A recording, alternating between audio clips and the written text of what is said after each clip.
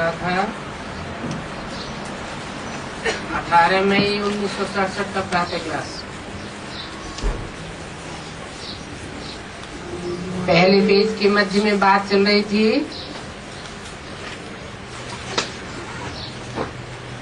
कि जिसको आधा कल्प बुलाते हैं वो ही आकर के पढ़ाते हैं। ये कोई को भी मालूम नहीं है। और तुम तो अभी प्रैक्टिकल में पढ़ रहे हो।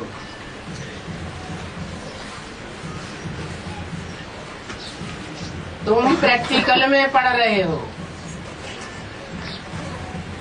और वो तथाकथित ब्राह्मण क्या समझते हैं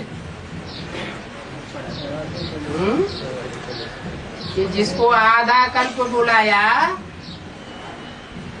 वो प्रैक्टिकल में पढ़ा करके दीदी दादियों को चला गया और हम दीदी दादियों से पढ़ रहे हैं। तो तुम्हारे में और उन ब्राह्मणों में कितना अंतर है। ये ईश्वरीय पढ़ाई है और सब होती है आसुरी पढ़ाइयाँ, और ये है ईश्वरीय पढ़ाई जिसकी प्रारब्ध क्या बनती है। प्रारब्ध बनती है 2500 वर्ष के लिए सुख ही सुख। कोई एक जन्म का सुख की बात नहीं है। ईश्वरीय पढ़ाई और आसुरी पढ़ाई। यहाँ तो ईश्वर खुद बैठ पढ़ाते हैं और वहाँ असुरों का सरदार रावण खुद बैठ करके सबको नहीं पढ़ाता। और यहाँ तो तुम बच्चों को, इन बच्चों को, तुम बच्चों माना क्या, जो सन्मुख बैठने वाले हैं, बस बम्बई वाले हैं। सन्मुख बैठने वाले माना जो भी 9 लाख आत्माएं हैं वो सब सन्मुख बैठने वाली है। जन्म लेने वाले भी प्रवेश करके सन्मुख बैठ सुनते हैं और जन्म देने वाले भी सन्मुख बैठ सुनते हैं। किससे सुनते हैं? ईश्वर बाप से। वो खुद पढ़ाते हैं। गीता में भगवान वाच है, परंतु गलती क्या कर दी है तो भगवान वाच, परंतु नाम रचना का डाल दिया। जो अव्वल नंबर रचना है, रचना का नाम भगवान डाल दिया है। अब कहाँ भगवान रचयिता और कहाँ रचना। कृष्ण उर्फ ब्रह्मा का नाम डालने के कारण सारी गीता माता खंडित हो गई। खंडित हो गई का क्या मतलब है?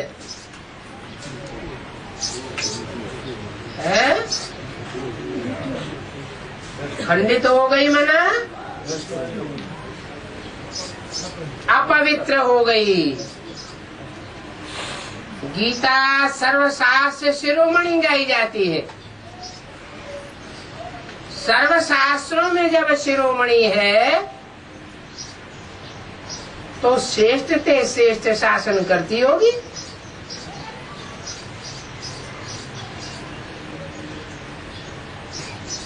लेकिन श्रेष्ठ ते श्रेष्ठ शासन द्वापर में करती है, कलयुग में करती है या सतयुग त्रेता में करती है? सतयुग त्रेता से भी श्रेष्ठ है स्वर्णिम संगम युग। इस स्वर्णिम संगम युग में शिव की गीता सारे विश्व पर शासन करती है।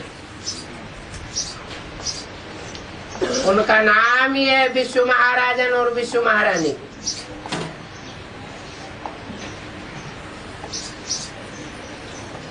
बाप कहते हैं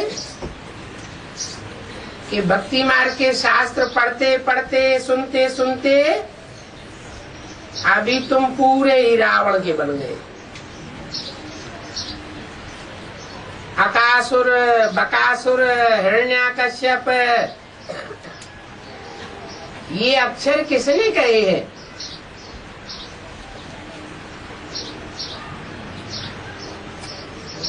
नाम किसने धरे हैं? कहाँ धरे गए? काम के आधार पर नाम रखे गए हैं। अकासुर क्या काम किया? आग की तरह दुर्गंध फैलाई, ग्लानि की ऐसी दुर्गंध फैलाई जो सूंघते ही भगवान बाप के बेहद के बच्चे भी बने हों वो भी मर जाते हैं। इतनी दुर्गंध फैलाते हैं ये अकासुर। अकासुर नाम क्यों दिया है? अक की तरह दुर्गंध फैलाने वाले हैं, ग्लानि फैलाने वाले हैं। भगवान की भी ग्लानि करने में चूकते नहीं है, जानते हैं ये भगवान है फिर भी नहीं चूकते। बकासुर, बक कहते हैं बगुले को। ऐसा असुर है कि फालतू बक बक करता रहता है। टीवी में बक बक करेगा, बक बक करने के लिए पैसे देगा, संस्कार चैनल में पैसे देता है। ध्यान रखना, आस्था चैनल में पैसे देता है, बक बक करने के पैसे, फायदा कुछ भी नहीं। बगुला क्या करता है? प्रैक्टिकल कर्म क्या करता है? एक पांव पर खड़े रहेगा, देखने वाला समझेगा बड़ी तपस्या करने वाला, और जैसे ही मछली सामने से गुजरी बक, एक बक मुख से निकलती है और खट से खा जाता है। किसको खा जाता है? मछली को खा जाता है। मछली में भी दुर्गंध निकलती है। ऐसे तो भांति भांति की मछलियां होती है।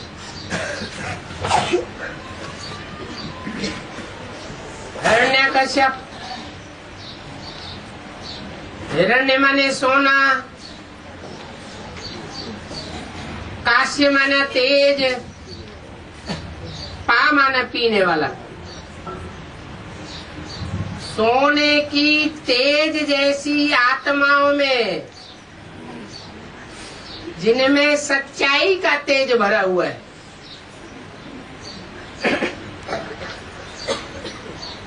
उनको पी जाता है, खत्म कर देता है।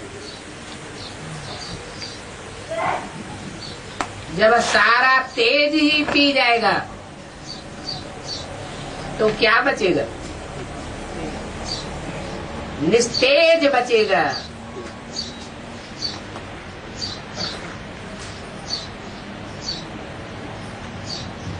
दूसरे शब्दों में बाबा ने बोला है, सन्यासी जब भोजन करते हैं तो पूरी थाली ही चाट जाते हैं,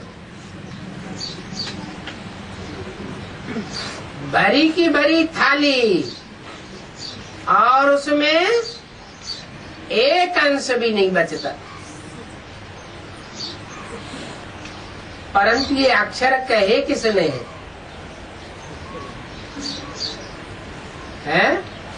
अकासुर, बकासुर, हिरण्यकश्यप, ये अक्षर किसके कहे हुए हैं? अरे भगवान बाप ने कहे हैं, और कोई कह भी नहीं सकता। इन्हें गुरुओं से बहुत डरे हुए हैं।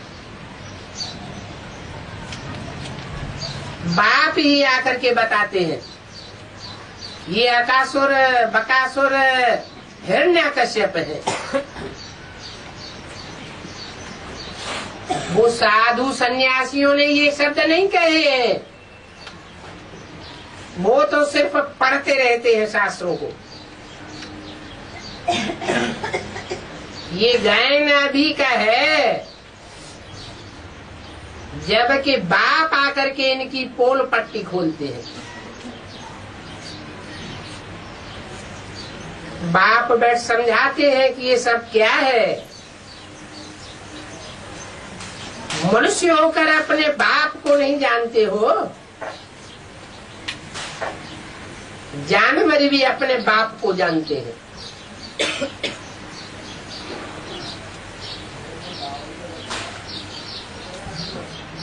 ये तो मनुष्य जाति है।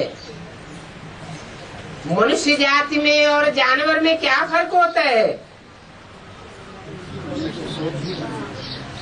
मनुष्य मन वाला होता है, बुद्धि वाला होता है, मनन चिंतन मंथन कर सकता है।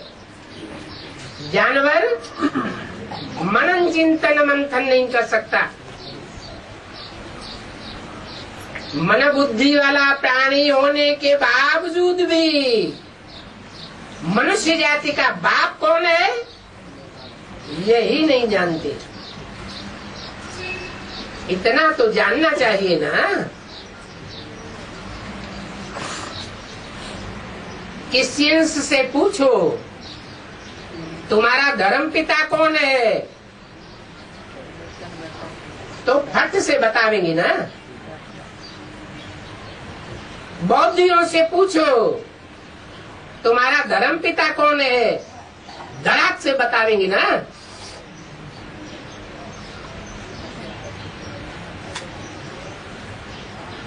सब धर्म वाले जानते हैं कि हमारा धर्म पिता ये है। और हिंदुओं से पूछो तुम्हारा धर्म कौन सा है, तुम्हारा बाप कौन है जिसने इस धर्म की स्थापना की। ये धारणाएं तुम्हारी बुद्धि में बैठाई जो अब तुम बिल्कुल भूल चुके हो। धारणाएं विकसित हुई पड़ी है। बच्चा बाप बाप कहे और बाप के ऑक्यूपेशन कोई नहीं जाने।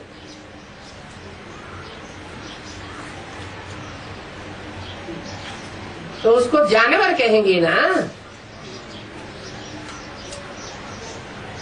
बाप कहते हैं ये सारा ड्रामा है। बच्चों को बाप समझाते हैं कि कैसे तुम्हारी दुर्गति हुई है।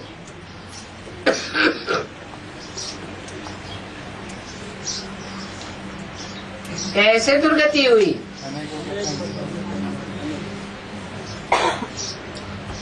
फिर कैसे बाप आकर के सदगति करते हैं। संग तारे कुसंग बुरे, एक के संग से पार जाते हो और अनेकों के संग से डूब जाते हो। तो ऐसे बाप की सुननी चाहिए ना, सुनेंगे ही नहीं तो फिर सदगति कैसे होगी। इसलिए क्या गाया हुआ है, काहे से सदगति, ज्ञान से सदगति।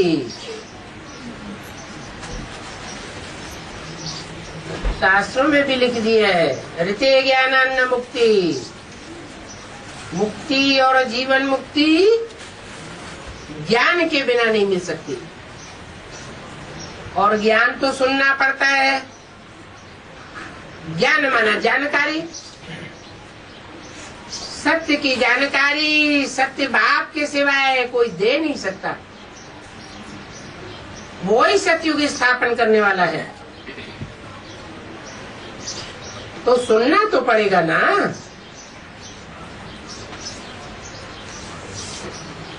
वो तथाकथित ब्राह्मण क्या करते हैं, सुनते हैं कि नहीं सुनते। जैसे मुसलमान अल्लाह मियाँ को याद करेंगे लेकिन कान में उंगली दे लेते हैं, हम किसी की नहीं सुनेंगे। अल्लाह अकबर। अरे जब सुनेंगे ही नहीं तो अल्लाह मियाँ सदगति कैसे करेंगे। सुनना तो पड़ेगा। इसलिए मुरली में बोला है ये मुसलमान भीख मांगेंगे। काहे की भीख मांगेंगे, अभी तिरस्कार करते हैं। आगे चल करके ऐसा भी समय आवेगा कि जिनका तिरस्कार किया है उनके सामने दर दर जाकर के भीख मांगनी पड़ेगी, हमें भी कुछ बता दो।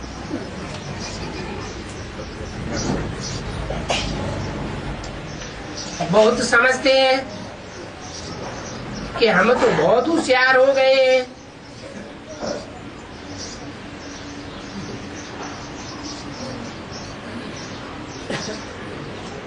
बाबा तो रोज वही बातें सुनाते रहते हैं ना।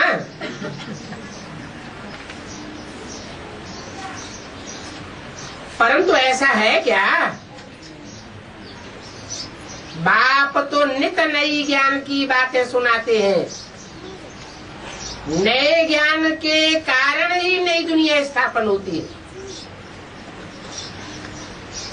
नई बातें नई दुनिया बनाती है और शास्त्रों की पुरानी बातें पुरानी दुनिया बनाती है।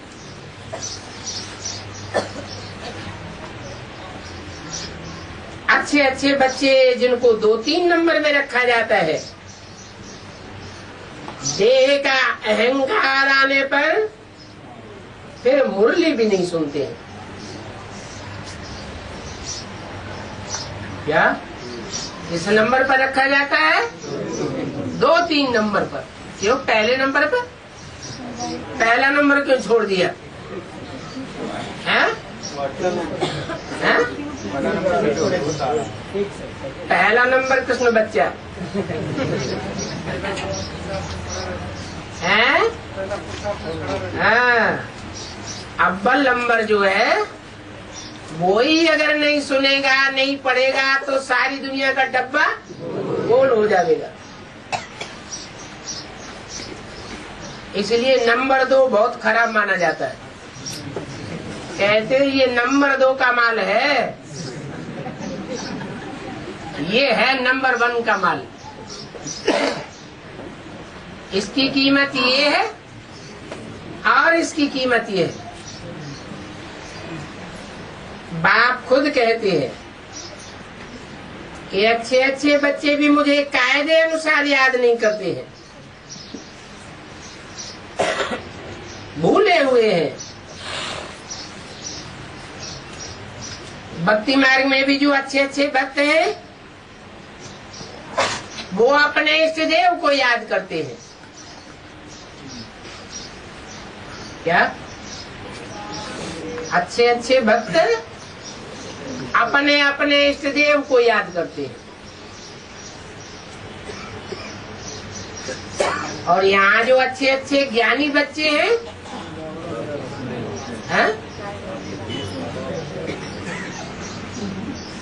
भूले हुए हैं।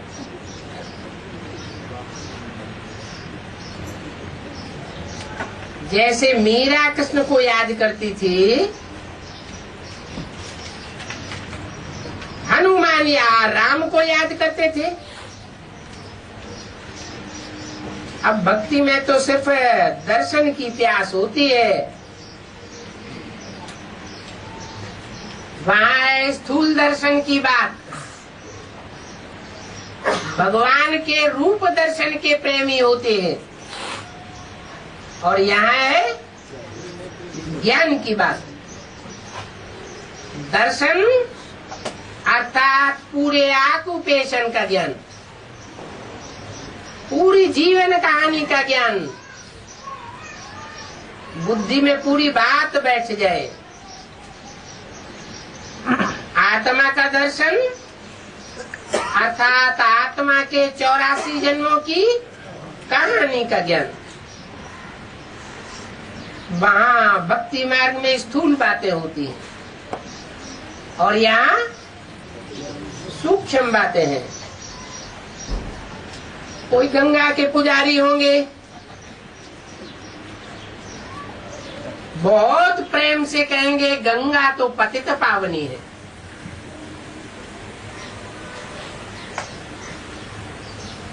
अब ये तो है ही भक्ति मार्ग। क्या गंगा को पतित पावनी कहना? कहेंगे हमारी गंगा देवी तो भगवान के भी सर पर चढ़ी हुई है। अरे सर पर चढ़ी हुई है तो सर पर ही बैठे ना, फिर नीचे क्यों आती है? क्यों आती है नीचे? हैं? हैं? पृथ्वीवासियों का कल्याण करने के लिए अपना कल्याण पहले करना है या पृथ्वीवासियों का कल्याण करना है?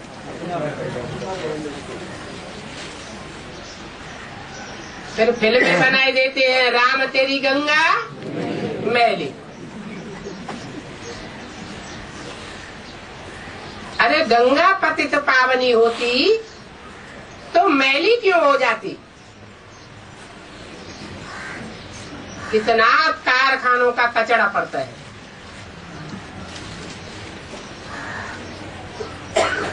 यहाँ तो बाप कहते हैं कि मैं पतित पावन बाप हूँ। गंगा संग के रंग में आने से पतित हो सकती है, क्योंकि वो पतित पावनी नहीं है, और मैं पतितों को पावन बनाता हूँ, संग के रंग से पावन बनाता हूँ, लेकिन खुद पतित नहीं बनता। इसलिए मुझे भगवान कहा जाता है।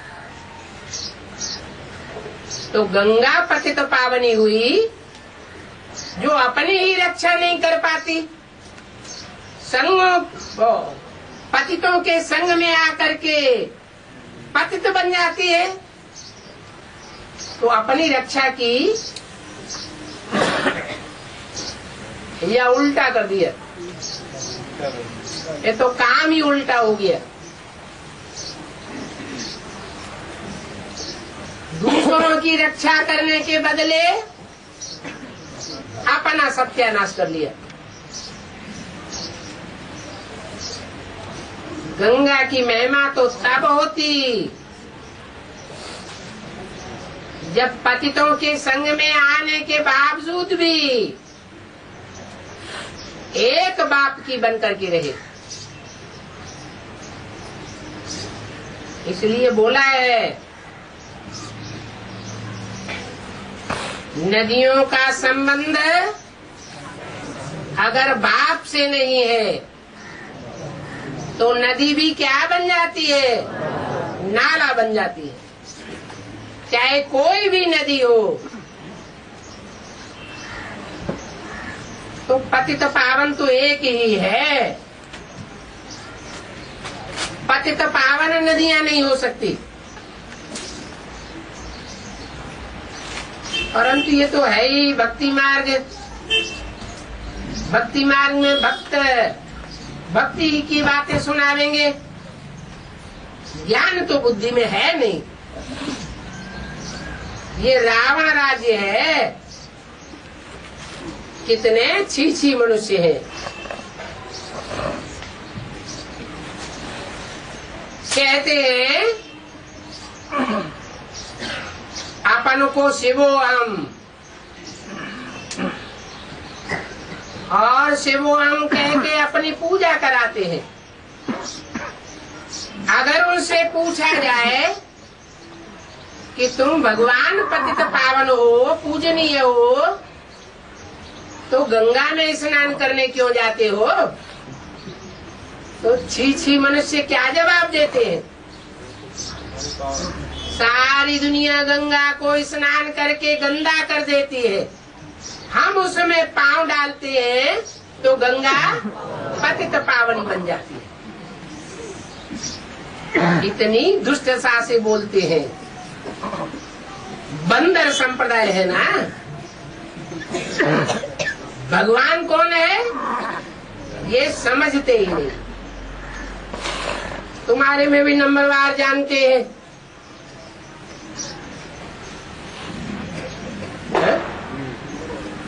नंबरवार जानते हैं तो नंबरवार एक्ट करते हैं। पूरा नहीं जानेंगे तो आगे चल करके खुद भी शिवोहम बन करके बैठ जाएंगे। जो जानेंगे पहचानेंगे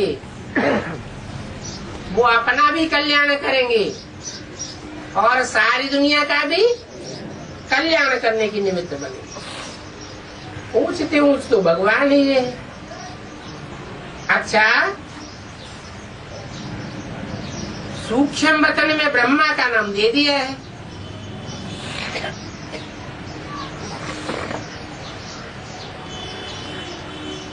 अब ब्रह्मा वहां क्या करते हैं? सूक्ष्म वतन में सृष्टि रचेंगे क्या?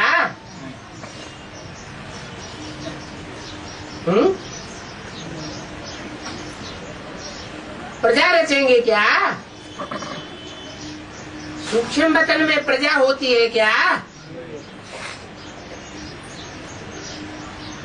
प्रजा तो इस सृष्टि की बात है। राजा और प्रजा इस दुनिया में होते हैं।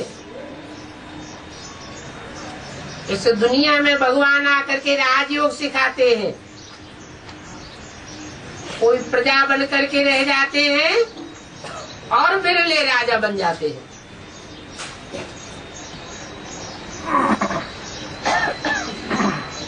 तो जो अनेक प्रकार के मनुष्य हैं प्रजा के रूप में, उन प्रजाओं का भी कोई बाप होगा ना।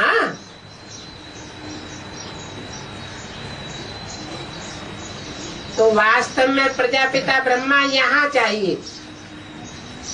ब्रह्मा अनेकों का नाम है, लेकिन प्रजापिता ब्रह्मा एक का नाम है। प्रजापिता ब्रह्मा यहाँ चाहिए तो उनसे पैदा होने वाले ब्राह्मण भी यहाँ चाहिए। ये रुद्र ज्ञान यज्ञ है। इस रुद्र ज्ञान यज्ञ में ब्राह्मण ही चाहिए।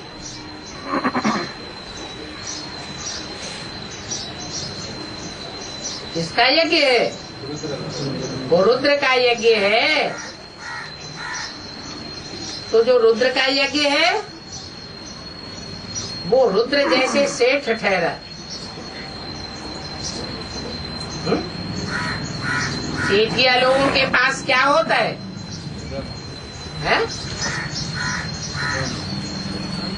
अरे दुनिया में बड़े बड़े सेठ होते थे, वो बड़े बड़े रुद्र यज्ञ रचवाते थे, लाखों लाख शालिग्राम बनवाते थे। तो सेठों के पास क्या होता है? धन होता है। वो तो भक्ति मार्ग के सेठ होते हैं और उनके पास भक्ति मार्ग वाला धन होता है। विनाशी धन या अविनाशी धन? विनाशी धन से रुद्र ज्ञान यज्ञ रचवाते थे, लेकिन ज्ञान की तो बात ही नहीं।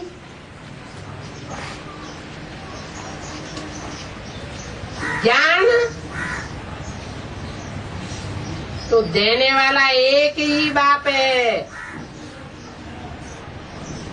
जो रौद्र रूप धारण करता है और पुरानी दुनिया का संहार कराए देता है। नई दुनिया की स्थापना हो जाती है, सत्य प्रत्यक्ष हो जाता है और झूठ खलास हो जाता है।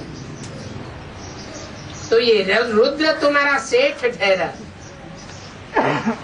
विनाशी धन वाला नहीं है। कौन सा धन है इसके पास? अविनाशी धन वाला सेठ है। ये यज्ञ रचने वाला है, इसको कहेंगे यज्ञ पिता। बल करके निराकार है, परंतु सेठ तो ठहरा ना। ज्ञान यज्ञ रचते हैं।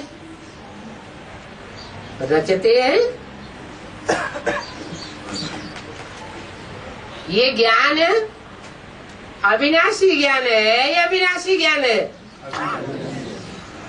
जो चीज अविनाशी है तो उसको रचने की क्या दरकार?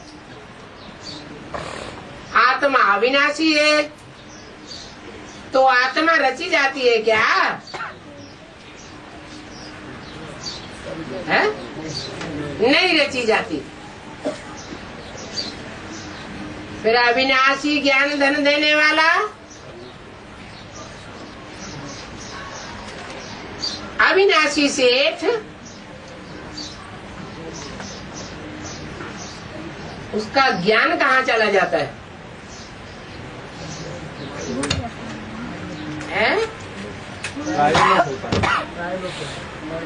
प्रायलोप हो जाता है। प्रायः लोप हो जाता है माने कहीं न कहीं कुछ न कुछ रहता है, पूरा समाप्त नहीं होता। अगर कुछ न होता तो द्वापर युग में जब शास्त्र बनाए गए थे तो उनमें सच्चाई थी या नहीं थी? सच्चाई थी। दुनिया की हर चीज पहले सतो प्रधान होती है, बाद में तमो प्रधान बनती है। तो शास्त्रों में भी सच्चाई थी, इंटरप्रिटेशन करने वालों ने उसमें झूठ पिरोई दिया, शास्त्र झूठे हो गए, गीता ही झूठी हो गई। परंतु फिर प्रायः लोप कहाँ रह गया?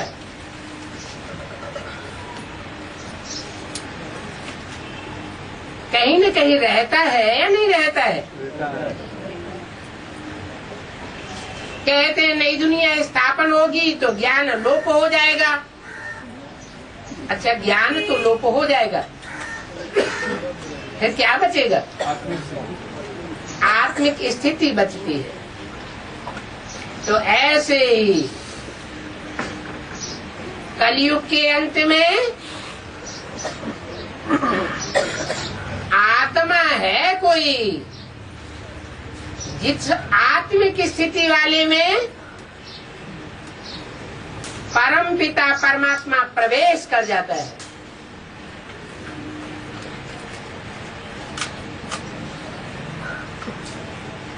और कहते हैं कि कब्रों से आकर के मुर्दों को जगाता है।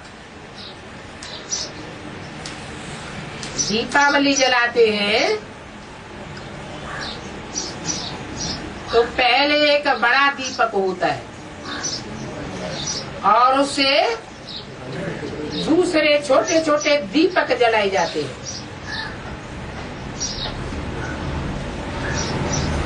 तो आत्मज्ञान विस्तार में नहीं रहता,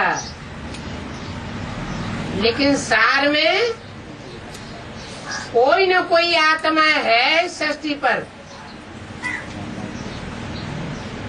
जो निराकारी आत्मिक स्टेज में रहती है, परमात्मा बन करके नहीं रहती। निराकार आत्मा ही बन करके रहती है। तो निराकारी होगा तो निरहंकारी होगा, आखिरी जीवन में भी निरहंकारी होगा, और निरहंकारी होगा तो निर्विकारी भी होगा। और जो भी मनुष्य मात्र हैं, 500-700 करोड़ मनुष्य, उनके मुकाबले निर्विकारी होगा। आत्मिक स्थिति की भी परसेंटेज होती है, देवान की भी परसेंटेज होती है। विकार भी तामसी होते हैं और विकार भी सात्विक होते हैं।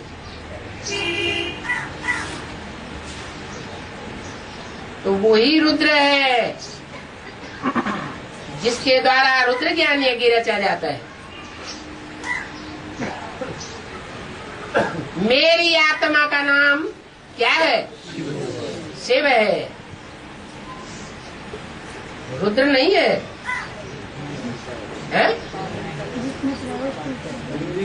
मेरी बिंदी का ही नाम शिव है, वो कभी बदलता नहीं।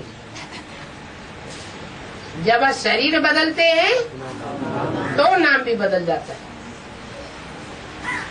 तो कौन से शरीर में प्रवेश किया जो रुद्र नाम पड़ गया? प्रजापिता में प्रवेश किया तो रुद्र नाम पड़ा। तो जब रुद्र यज्ञ रचते हैं तो एक तो मिट्टी के शालिग्राम बनाते हैं,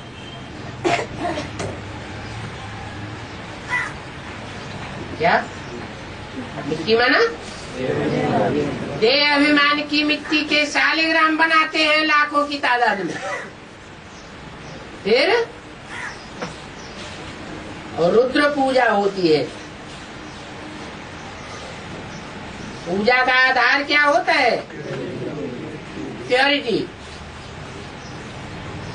जरूर रुद्र ने प्योरिटी की पराकाष्ठा धारण की होगी।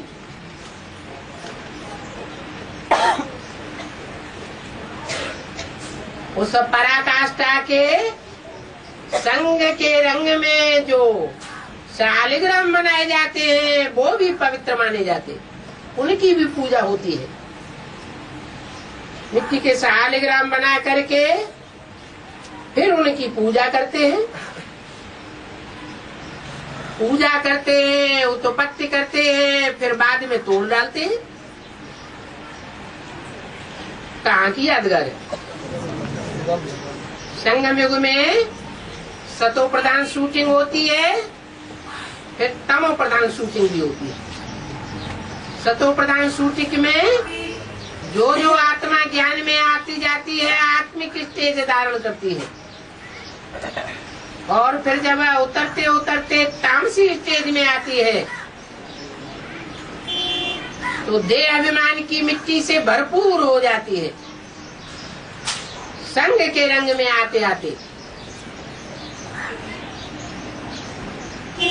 जब आत्मिक स्थिति खलास हो गई तो प्योरिटी भी खलास हो जाती। प्योरिटी ही नहीं रही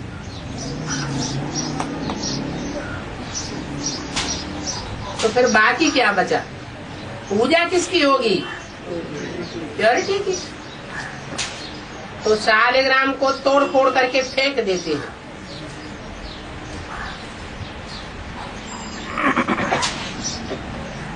तो देखो, और रुद्र की भी पूजा होती है, और रुद्र गणों की भी पूजा होती है,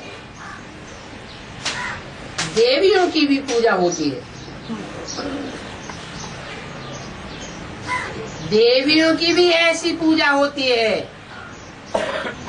पहले बहुत मान सम्मान करते हैं, पूजा करते हैं, अर्चना करते हैं, और बाद में तोड़ फोड़ करके फेंक देते हैं। उनको खिलाते हैं, पिलाते हैं, फिर डुबो देते हैं। ये सब कहाँ की यादगार है? कौन डुबो देते हैं? हैं? भक्त लोग। उन भक्तों में हमारा नंबर तो नहीं है, है? नहीं। हमने उनकी पूजा करने के बाद फिर उनका तिरस्कार तो नहीं किया, है? पूजा ही नहीं की, है? एक शिव बिंदी को याद किया पहले, है? ज्ञान में आने के बाद एक शिव बिंदी को ही याद किया। अच्छा, ज्ञान, बेसिक ज्ञान को ज्ञान नहीं कहेंगे क्या? कहेंगे ना। तो बेसिक ज्ञान में कुछ पूजा नहीं की, है? एक सुप्रीम सोल बाप को ही याद किया। एक सुप्रीम सोल बाप को याद किया, हाँ?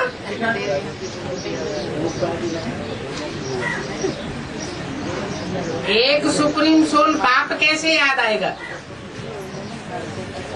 कुछ करेगा, धरेगा, बुद्धि में बैठेगा कि इस बाप ने ये काम किया महानता का, तभी तो याद आएगा। तो अंधश्रद्धा पूर्वक याद किया एक को बेसिक नॉलेज में, या श्रद्धा विश्वास पूर्वक याद किया? कल्पना क्या था? कल्पना किया। तो प्राप्ति भी कल्पना की होगी।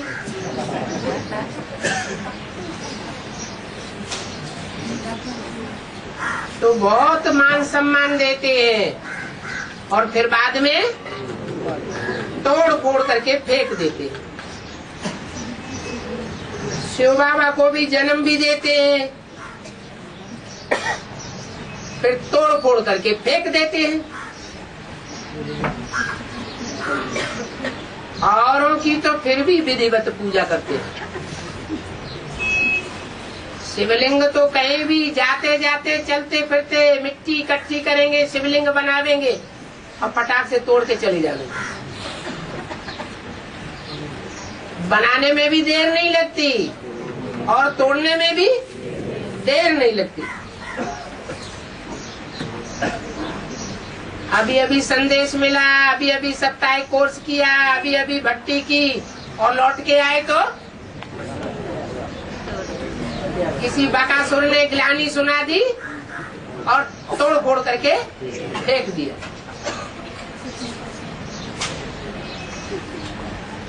कितना अपमान करते हैं। ये सब कहाँ होता है?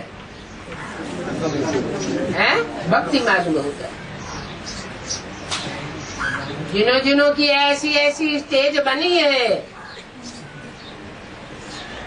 पहले बनाया फिर निश्चय बुद्धि हो गई, तोड़ फोड़ करके फेंक दिया, तो कौन से मार्ग के हो गए?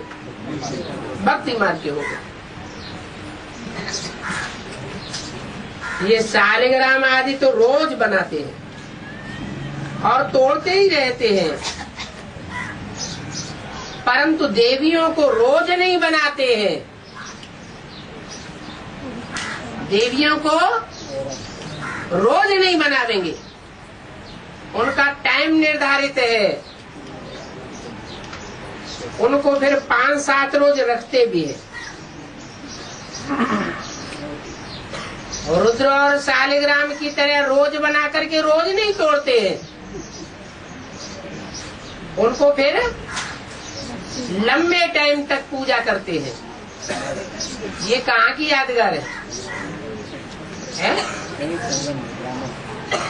कैसे? पहले बेसिक की बात बताओ। सेवा करते हैं। हैं? उनकी सेवा करते हैं। ठीक, बेसिक में माताओं की टैली करो। रुद्र की कब रचा गया, शालिग्राम कब बनाए गए और कब तोड़ फोड़ करके फेंक दिए गए। फिर देवियों की पूजा कब से शुरू हुई और कब से लेकर कब तक होती रही और फिर उन देवियों को कब तोड़ फोड़ करके फेंका जाना लगा। यज्ञ की हिस्ट्री में सारी बात आनी चाहिए। संगम की ही यादगार है भक्ति मार्ग में, तो बुद्धि में आना चाहिए ना। कौन बताएगा? ब्रह्मा बाबा के शरीर छोड़ने के बाद देवियों की पूजा चालू। हैं? ब्रह्मा बाबा के शरीर छोड़ने के बाद ब्रह्मा बाबा के शरीर छोड़ने के बाद देवियों की पूजा शुरू हो जाती है। देवियों की पूजा शुरू हो जाती है। और रुद्र की पूजा कब पूरी हुई है? 76 से पूरी कब हुई?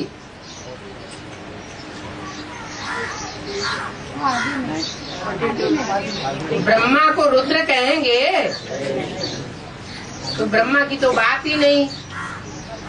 जैसे और शालिग्राम है तो यज्ञ के आदि में भी शालिग्राम थे, बनाए और फिर यज्ञ के आदि में ही तोड़ फोड़ करके फेंक दिए। जो शालिग्राम नहीं थे वो रह गए। शालिग्राम का मतलब क्या है? जो आत्मिक स्थिति वाली आत्माएं हैं, 4.5 लाख आत्माएं जो पक्की आत्मिक स्थिति वाली। भले दुनिया का विनाश हो जाता है लेकिन उनकी आत्मिक स्थिति खलास नहीं होती। ऐसी आत्मिक स्थिति वाली आत्माएं यज्ञ के आदि में बनाई, भक्तों ने बनाई। कौन से भक्तों ने बनाई है? भक्तों ने बनाई और फिर उनको बिगाड़ दिया, तोड़ दिया। उसके बाद क्या हुआ है? उसके बाद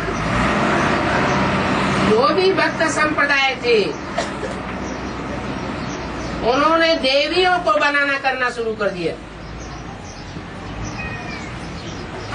देवियां बनाई और देवियों की मूर्तियां स्थापन की। पहले देवता के साथ और बाद में जैसे सीढ़ी के चित्र में दिखाते हैं, पहले डबल पूजा, युगल की पूजा और बाद में सिंगल पूजा दिखाते हैं। बस वहीं से कलह कलेश के युग की शूटिंग की शुरुआत हो जाती है। देवी पूजा की शुरुआत हुई और देवकता गुम कर दिया। भक्ति मार्ग जिंदाबाद हो गया। फिर लंबे समय तक उनकी पूजा चलती रहती है। कब से कब तक चली? मम्मा के शरीर छोड़ने के बाद सन 66 से लेकर के और अब तक भी बेसिक नॉलेज में देवी पूजा चली आ रही है। जो जो एडवांस में आते जाते हैं वो देवी की मूर्तियों को बुद्धि में रिगार्ड नहीं देते, तोड़ देते हैं।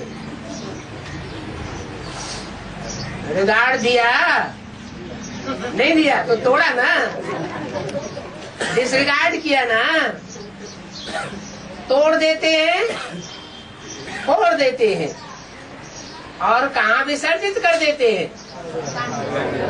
जहाँ जहाँ पानी मिलेगा वहाँ विसर्जित कर देंगे। सागर होगा तो सागर के जल में विसर्जित करेंगे।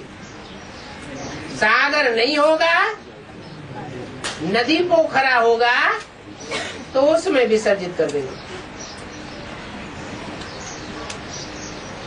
तो देवियों की पूजा लंबे समय तक चलती है। बेसिक में अभी भी चल रही है। चल रही है या नहीं चल रही है? जो एडवांस में आते जाते हैं, भगवान बाप को पहचानते जाते हैं, उनके लिए देवी पूजा खलास हो जाती है, क्योंकि वो खुद ही रुद्र बन जाते हैं।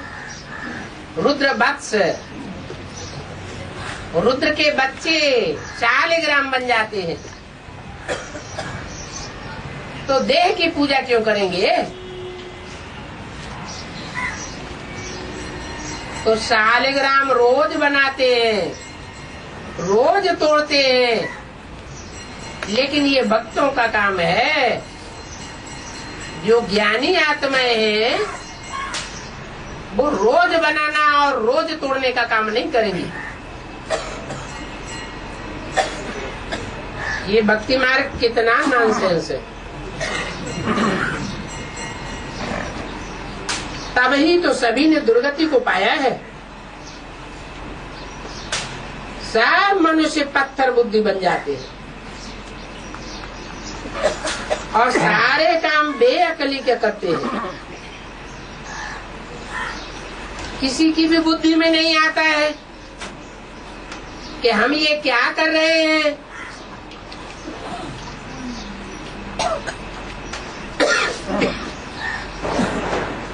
अठारह मई 1967 की वाणी का दूसरा पेज।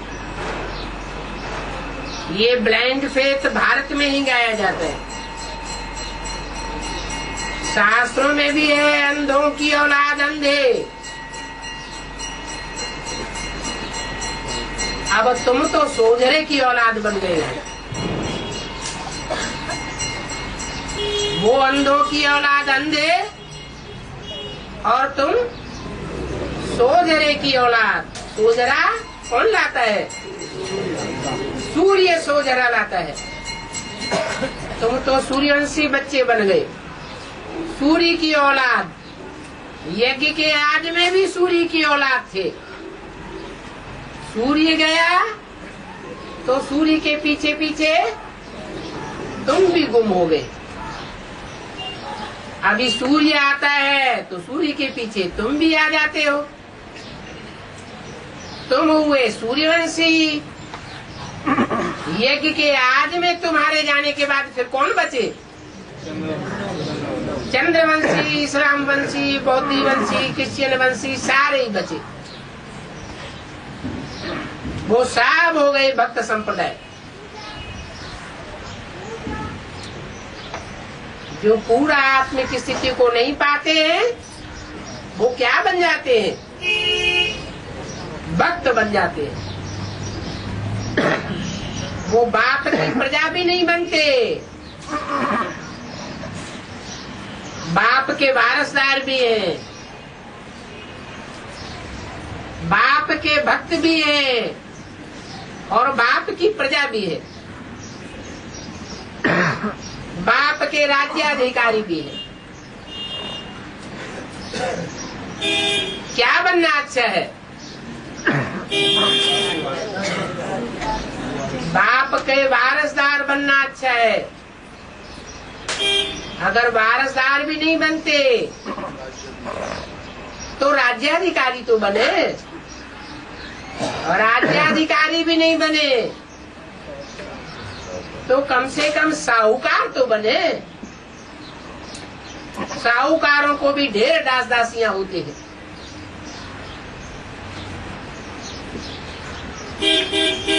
अच्छा वो भी नहीं बने तो कम से कम प्रजा तो बने। प्रजा माना भी रचना। प्रकष्ठ रूपेण जायते इति प्रजा। यथा राजा तथा वहाँ क्या होंगे? सब प्रजा राजा के मुआफिकी होगी। प्रजा भी यही समझेगी ये हमारा राज्य है। कोई को इंफीरियरिटी कम्प्लेक्स नहीं आवेगा। फिर प्रजा से नीचे क्या हुए? भगत। बाप के भगत भी है। भगत कब से होते हैं? द्वापर से होते हैं। सतयुग त्रेता में वो भक्त बनने वाली आत्माएं नहीं होंगी क्या? है? होंगी या नहीं होंगी? होंगी, लेकिन बाद में आती है। तो उनको कहा जाता है अंधे की औलाद अंधे।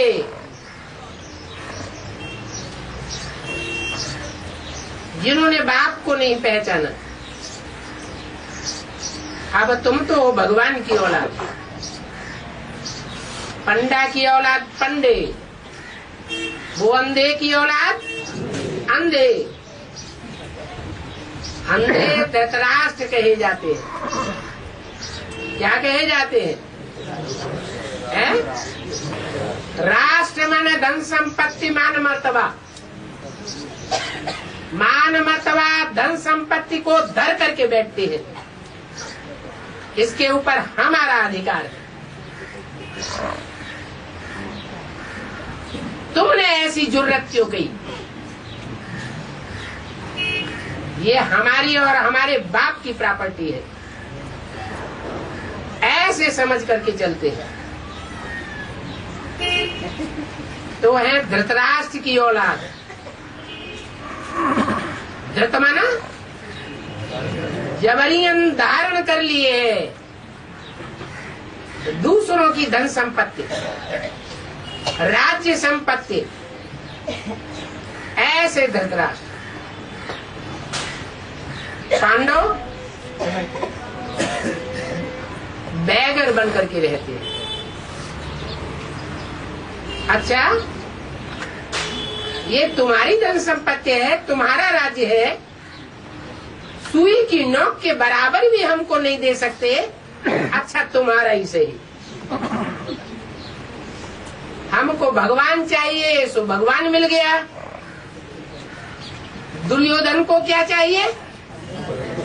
भगवान का धन, पद, मान, मर्तबा, राज्य, अधिकारी सब चाहिए।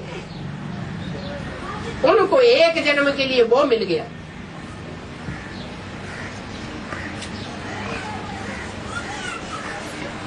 कोई ज्ञान सरोवर के इंचार्ज बन गए,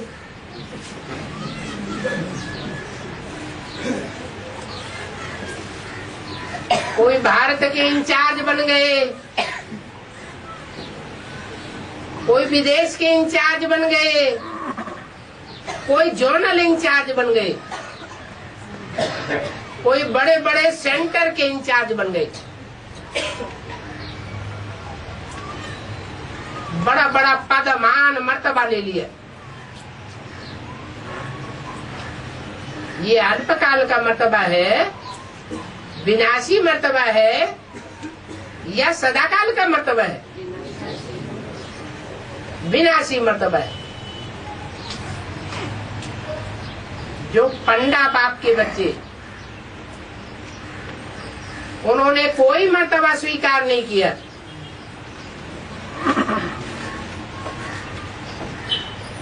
अच्छा, लेते हो तो ले लो, अपना तो तुम्हारा है ही, लेकिन हमारा भी लेना चाहते हैं तो ले लो। धन, पद, मान, मर्तबा, पत्नी, बीवी, बाल बच्चे सब कुछ ले लो।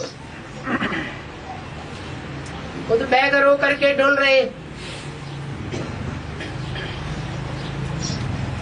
एडवांस में आ जाते हैं। उनकी पत्नी कहती, हम तो ब्रह्मा कुमारी हैं, हमको इतना बड़ा सेंटर मिला हुआ है, हमें तुम्हारा भगवान नहीं चाहिए। बच्चियां 2-4 सरेंडर हैं, वो कहती हैं कि हमको तो दीदी दादियां बहुत प्यार करती हैं, हमको तो कहती है कल तुमको भी सेंटर इंचार्ज बना देंगे। तुम्हारा भगवान आया होगा, तुम अपनी गोद में रखो। हमें तुम्हारा बापूजी हमें तुम्हारा भगवान नहीं चाहिए, और तुम अभी हमारे बापूजी हो नहीं। हमारी दीदी दादी दादाएं वही हमारे बापूजी हैं, वो हमारे सब कुछ है।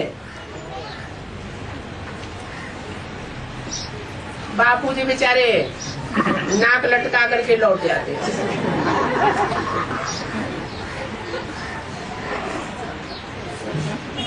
तो अंधे की औलाद अंधों को सो जरा दिखाई नहीं पड़ता, और तुम हो सोजरे की औलाद सोजरे।